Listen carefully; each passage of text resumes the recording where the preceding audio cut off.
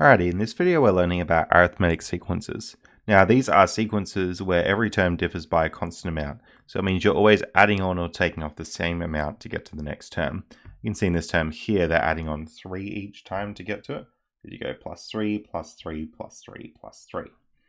Okay, so let's check if this thing's a sequence here. Show the sequence is arithmetic. So we're going to go plus 7 to get there, plus 7 gets us there, plus 7 gets us there, and plus 7 gets us there. So yes, it is. And what we call the common difference is 7. Now there is a formula for the general term. So we take this thing d called the common difference. We take our first term and do this stuff with it. So Tn equals T1 plus n take 1 d. And we call this thing T1, T2, T3, etc.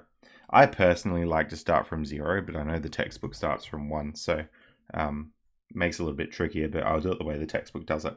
So T1 is 2, and then we got n take 1 times 7. So that gives us 2 plus 7n take 7, which is minus 5 plus 7n. So the way I like to visualize this formula is the formula that I'd really like to be using is T0 plus n times the difference. And you have to think of it like if this is T1 is 2, then T0 would be minus 5. So this becomes minus 5 plus 7n. At any rate, you get the same formula. So to get any nth term, for example, if you plugged in n equals 2 here, you would get 16. Good. Sorry, if you plugged in n equals 2, you would get 9. If you plugged in n equals 3, you would get 16. Find the 100th term of the sequence. So t of 100 was minus 5 plus 7 times 100, which is 695. And are these terms in the sequence? So 828 is something we want to try and make. So we're going to go minus 5 plus 7n should give us 828. We can just rearrange that. So that gives us 7n equals 833. If we rearrange that, n should be 833 over 7. And we'll see if that actually gives us a sensible number.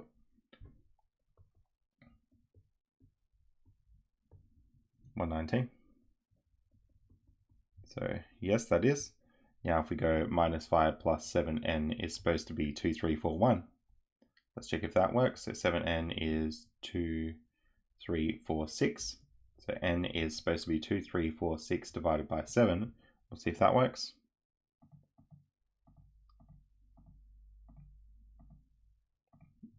Equals a decimal number.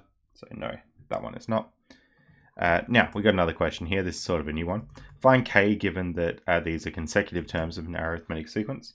So we've got to go 3k plus 1 is a term. And then we're going to go, if I add on the difference, that should give me k. And then if I go k and add on the difference, that should also give me minus 3. Now that difference could be negative. Here we go. We can sort of go that the difference, we can rearrange it. So here we get difference equals minus 3 take k. And then I can take this equation here. We'll call this equation 1 and equation 2. So we'll put back into equation 1 and get 3k plus 1 plus the difference. It's almost like simultaneous equations equals k. And then we can just rearrange that. So I can get 3k plus 1 take 3 plus, take k equals k.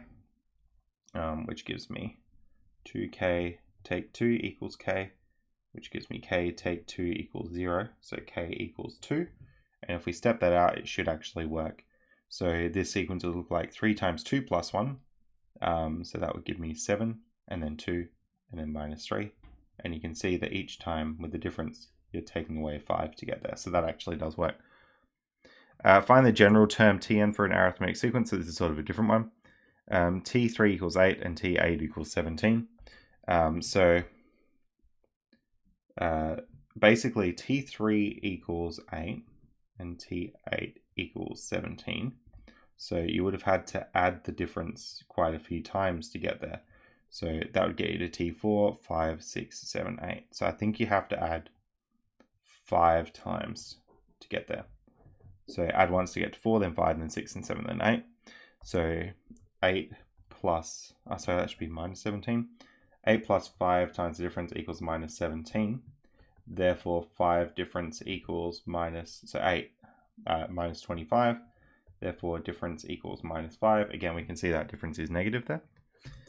So the general term is going to be Tn equals T1 plus n take 1 times the difference. So that's going to be T1, which we need to figure out. So if I go, let's see, if 8 goes down to minus 17, to step back from 8, I basically need to add 5 rather than taking 5, so 13. So this would be T2. And then 7 to 18 would be T1. So this is going to be 18 plus n take 1 times the difference, which is 18 take 5n plus 5, which is going to be 23 take 5n. Again, you can sort of see if you step back here, you'll get 23. So that's why the 23 is sort of showing up in the formula for Tn. That's a formula for the general term.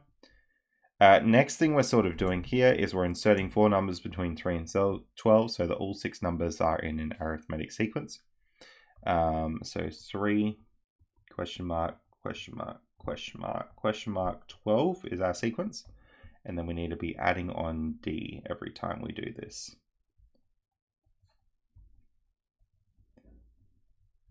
Again, we can see we've added on D 5 times. So essentially what this should be is that 3 plus 5D equals 12. Therefore, 5D is going to be 12 take 3. Therefore, D is actually 9 over 5. If you want that as a decimal, it's 1.8. So essentially, you're going to get 3. 4.8 is our next number. And then our next number is going to be, let's see, 4.8. So you're going to go up to 5.8, 6.6, 7, 8.4. So I'm adding on 1.8 each time. That's what I'm doing. I'm then going to get 10.2 and 12. So that's how we solve a question like that. Of course, 12 was already existing in that sequence. So you can see the difference can be a decimal number as well there.